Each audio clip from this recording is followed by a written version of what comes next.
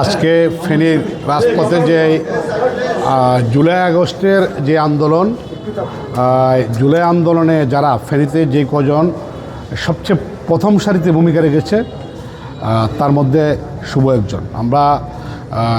আমি রাজপথে যতক্ষণ আমি বিভিন্ন সময় আমরা যখন দেখেছি ছিলাম, আমি নিজেও ফিজিক্যালি তখন ছিলাম, আমরা সবসময় তাকেই দেখেছি ফ্রন্ট সাইডে।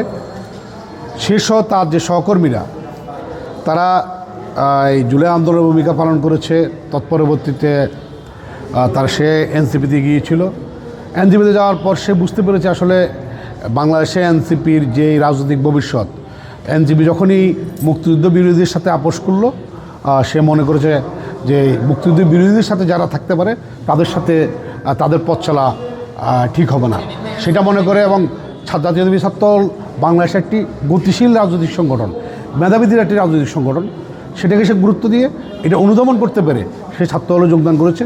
আমি তার এই ছাত্রদলের যোগদানকে স্বাগত জানাই এবং ছাত্রদলে তার আগামী রাজনীতিতে সে বলিষ্ঠ ভূমিকা রাখবে, ছাত্রদের জন্য বলিষ্ঠ ভূমিকা রাখবে।